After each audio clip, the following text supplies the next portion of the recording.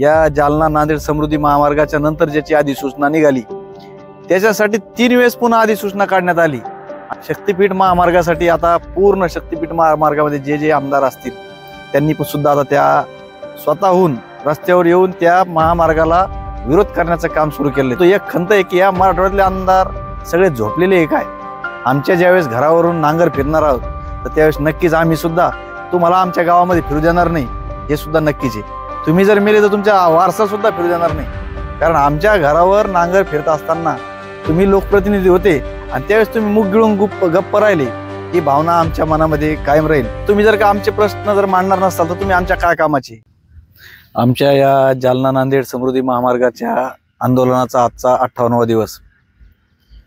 या 58 दिवसामध्ये फक्त झालेल्या चुका दुरुस्त करण्याचं काम प्रशासनानं केलं, परंतु जी आमची मुख्य मागणी होती की आमचं जे रास्त मूल्यांकन आहे की जे कायद्यानं सुद्धा बंधनकारक आहे, हे मूल्यांकन आमचं ग्राह्य धरावं आणि त्या मूल्यांकनानुसार आम्हाला आमचे जे बाजारभाव असतील, ज्याच्या खरेदी खत असेल त्या खरेदी खताप्रमाणे आमचं मूल्यांकन ग्राह्य धरून आम्हाला ती रक्कम द्यावी, याकरिता आम्ही हे आंदोलन या ठिकाणी सुरू केलं होतं।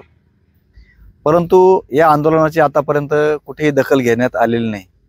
जसं की राठी साहेबांनी काल सांगितलं होतं की ज्या पुणे रिंग रोडसाठी या जालना नांदेड समृद्धी महामार्गाच्या नंतर ज्याची अधिसूचना निघाली त्याच्यासाठी 3 वेळेस पुन्हा अधिसूचना काढण्यात आली आणि त्या पुण्याच्या बाधित शेतकऱ्यांना खूप मोठ्या प्रमाणावर मावेजा त्या ठिकाणी दिला।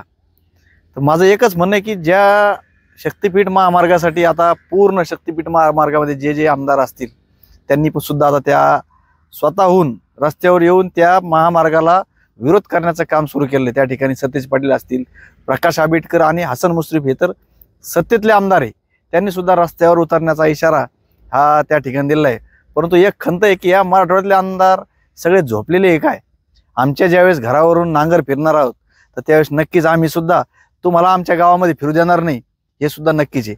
तुम्ही जर मेले तर तुमच्या वारसा सुद्धा फिरू देणार नाही, कारण आमच्या घरावर नांगर फिरत असताना तुम्ही लोकप्रतिनिधी होते आणि त्यावेळेस तुम्ही मुख गिळून गप्प राहिले, ही भावना आमच्या मनामध्ये कायम राहील। कारण आता ठीक आहे, तुमच्या ह्या गोष्टी कानावर नव्हत्या, परंतु 2 महिन्यापासून आमचं आंदोलन या ठिकाणी चालू आहे आणि आता पावसाळी अधिवेशन सुरू होणार आहे। जर ह्या अधिवेशनामध्ये आमच्या या मागणीला मूल्यांकनाला तसेच फळबागांच्या बाजारभावाप्रमाणे जे की चालू असतील किंवा मग कोरोनाच्या आधीचे असतील त्याप्रमाणे जर का आम्हाला भाव मिळाला नाही तर आम्ही तुम्हाला सुद्धा या परिसरामध्ये फिरू देणार नाही, कारण तुम्ही जर का आमचे प्रश्न जर मांडणार नसाल तर तुम्ही आमच्या काय कामाचे?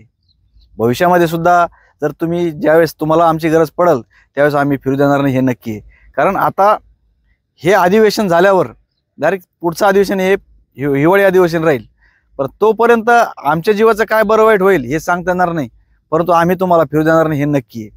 त्यामुळे आताच अजून वेळ गेलेली नाही, तुम्ही ह्या पावसाळी अधिवेशनामध्ये तुम्ही हा विषय लावून धरा आणि सर्व मराठवाड्यातल्या आमदारांना विनंती आहे की आपण प्रामुख्याने जो अन्याय तुमच्या भागातल्या शेतकऱ्यावर होतो, की जो अन्याय नागपूरला रोड जात असताना ते नागपूरचे सीएम असल्यामुळे त्यांनी होऊ दिला नाही, त्या नेत्यांनी होऊ दिला नाही, आता अजितदादांनी पुण्याकडच्या शेतकऱ्यांना वर होऊ दिला नाही आणि तेच प्रयत्न आता शक्तीपीठ महामार्गामध्ये तिथील आमदारांचा चालू आहे की आपल्या परिसरातील शेतकऱ्यांवर अन्याय होऊ द्यायचा नाही।